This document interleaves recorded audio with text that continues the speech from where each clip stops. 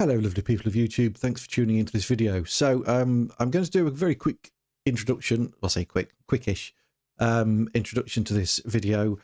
I am then going to do a much longer series of videos on how I've put together my live set using the Akai Force and various other bits. So basically what I wanted to try and achieve was to have the Force as the brains of the set, kind of launching clips and then also sending MIDI program changes out and all this kind of thing. But then I wanted to be able to add and take away different elements of other hardware, depending on where I was performing. So this set I'm doing now is one I did a couple of weeks ago at an electronic open mic thing. If you're from the UK, you will probably know all about the EMOM movement, set up by the legend that is Martin Christie, where you basically get 15 minutes to do a set. It's got to be electronic music. And that usually includes sometimes a little bit of setting up and packing away time. I wanted to have something that was really portable, that I could stick in a backpack, go on the bus and get the bus back, and that was really quick and easy to set up and pack away. So for the purposes of this, this kind of little performance that's coming up after this, if you want to just skip the performance bit, then feel free to do so. There will be timestamps on it. But really I wanted to have, I tried originally to do it just on the Force, which I found I could do, but it was quite hard with a couple of the tracks where I'm playing live synths on the pads on the Force. I found that using the internal synths, it just made it a little bit tricky navigating quickly between the two, between the pages on the Force. So what I'm using for the external synth sounds, or the synth sounds, is the iPad. So I've got an iPad Pro here. This is an iPad Pro 1st gen. It's really old, but it still does the job. So let's just look at the Force to start off with. So like I say, I'm just going to go through this fairly quickly, and then there's going to be a much more in-depth series coming up on this, how I do it. So basically I've got two decks. I've got deck A and deck B, and I export my tracks into stems, and I export them as one track is I call it claps, hi-hats, percussion. So that's all the percussion stuff. No kick drum on that. I'll come to the kick in a sec.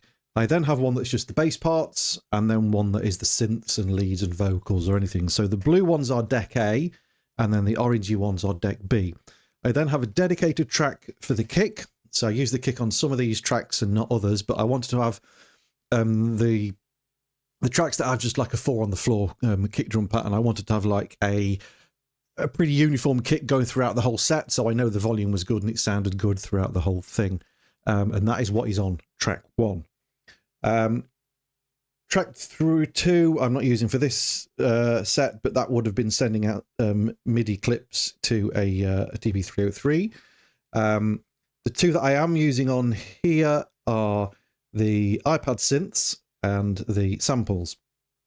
So if we go into notes mode, so when I've got the iPad synths channel selected, let's just come out of there so hopefully you can see on here. We've got that in notes mode. So I'm playing some stuff on the synth like that. Let me just get my headphones on so I can actually hear what I'm doing. Easier said than done when you pull the cable out.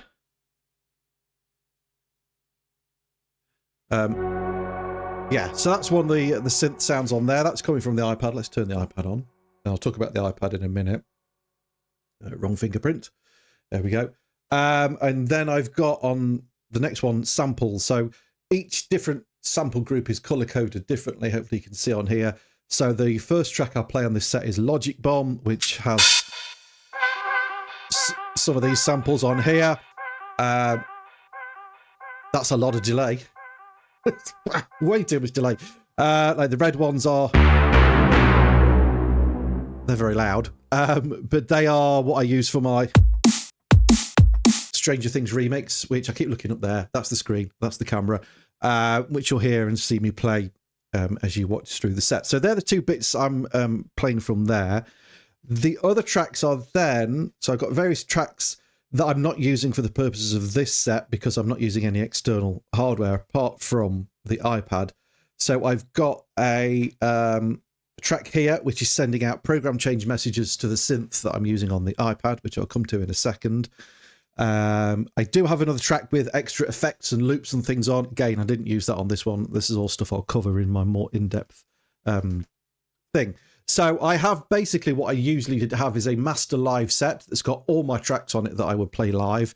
And it's got all the program changes that may send stuff out to, for example, the System 8, which is up here, or the Deluge, or the Sub 37, which you can't see, it's off camera, that's over here, and also some drum pads. But then I would just, if I'm just playing 4 of those tracks, I would delete everything else and then just use the tracks I'm playing for that particular gig, just so it's a bit easier to navigate around. So I can kind of use that master set and edit it quickly before I'm going out to play live. What I then wanted to try and achieve was some form of being able to do fade in and fade outs and kind of like a fade to grey kind of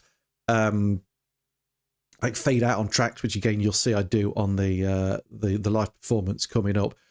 Again, looked at hardware controllers, but then I thought, well, I'm actually using the iPad for this purpose for the synths, and I didn't want to have to take anything else out with me for this. I just wanted to basically take the Force and the iPad. And so what I'm using on the iPad, let me just move this camera across to the iPad. We can zoom out a little bit just so we can see the screen. Perfect. Okay, so first app I'm using is AUM, which you'll see down here on screen. Let's go to the closer screen. There we go. I've got basically 2 synths on here. I've got Pure Acid by Jim Audio. So if I wanted some 303 lines, I use that because it sounds absolutely brilliant, that app. It is so good. Obviously, if I want to take more stuff out with me, I would probably take a hardware 303 out with me, either the Roland or the Behringer one. But the set on here, some of the tracks that use 303, I've got 303 MIDI information on a clip coming out of here to play the 303 on there. So I'm not using the internal sequencer. That's all sequenced from the Force. I've then got Sunriser synth, which I've had, I think, since I've ever had an iPad, and it's still an amazing synth. It sounds so good.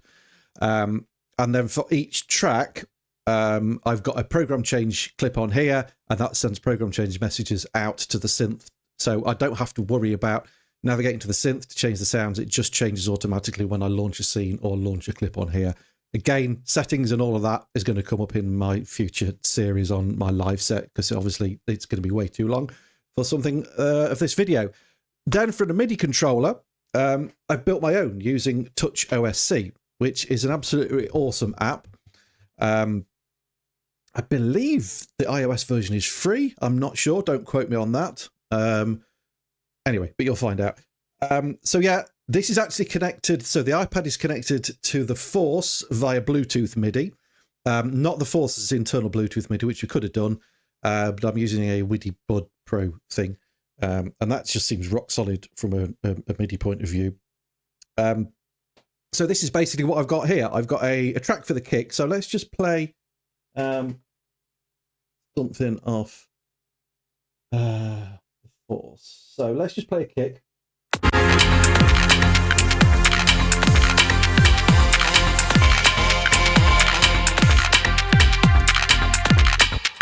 Okay, so I've got, hold on, let's put a different track on. This one sec. Let's do this one. Okay, so I've got these along the top are mutes, and then we've got faders here. So, hold on, kick's not playing. Okay, so I can mute the kick just by pressing that button there. I've got a fader for the kick. And I've also got a filter on here, so a high pass. So I can fade the kick out like that as well. So then I've got, these correspond with the tracks I've got on the Force. So this is like deck A. You can see we've got claps, bass, and synths, deck A, claps, bass, and synths, deck B. So these are faders. These are mutes. So let's put something playing. I've got them muted.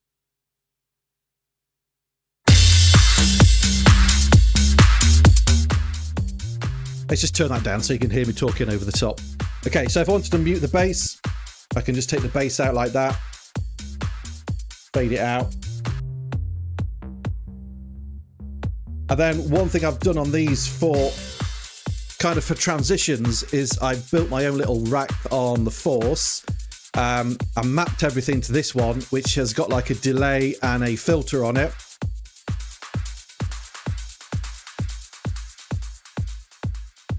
So that's a really nice different way of fading a track out rather than just doing a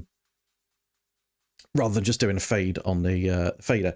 So yeah, and this is kind of, you can have, I mean, I've got pages on here. I'm still sort of building this, but I've got various one shots that again are triggered off the force. So I've got like an uplifter and a loop. There we go. We've got a down noise, like and that would trigger a different loop. So, and at the moment I've got 3 pages on here. You can add as much stuff as you want on Touch OSC. Bit of a steep learning curve on that for knowing what you're doing, but sorry. Must have that on loop for some reason. Let's just turn that off. But once you know what you're doing on that, the world is your oyster basically for building your own little MIDI controller on there. It is really cool. The only other thing then is,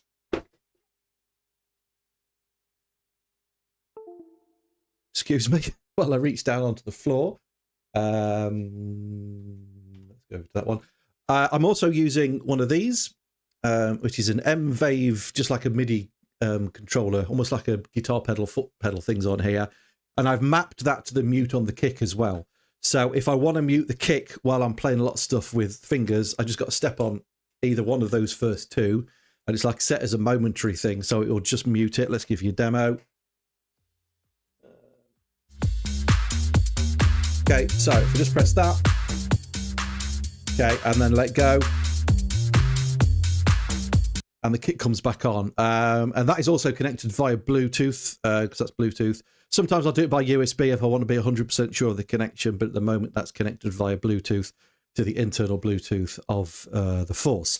So there's a lot of stuff going off under the hood, which I'm going to cover in a later video. I just wanted to kind of do a quick intro before I show you this live performance. And then I'm just trying to get my head around the best way of showing you how I build everything up, which will come in a longer video series, which I'll do in parts, because there's going to be quite a lot to that. So I'll try and go through the whole process of taking a finished track that I would have mixed in Ableton Live and how I'm getting that from live, mixing down the stems, putting it into Force, and then looking at how we are then putting all that together. So the idea was that I wanted, as I said before, to be able to have a really, really portable rig, which at the moment is just the Force and the iPad.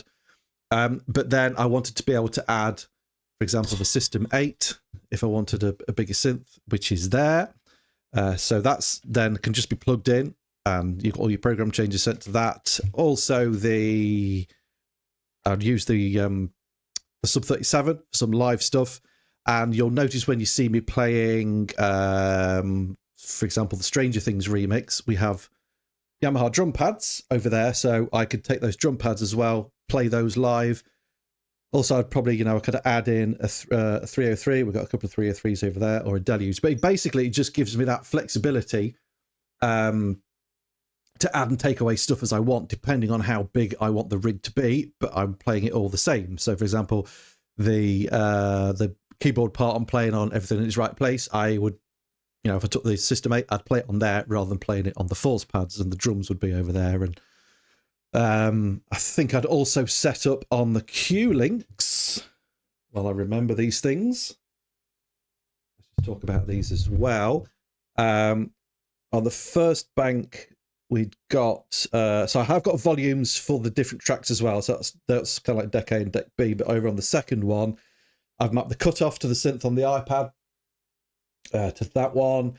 I've got a mute for something I can't remember. I think this is all the 303, and then I've got distortion. This is the 303 that's coming from the iPad, and then I've mapped the cutoff, the resonance, the envelope, and the decay, which is controlling the controls. Let's go back over to AUM on Pure Acid. So as I turn, if I can, I don't know if you'll be able to see this, but as I turn these on here, let's go resonance. Okay, so hopefully you can see it's turning those dials on there. So I've got like hands-on control.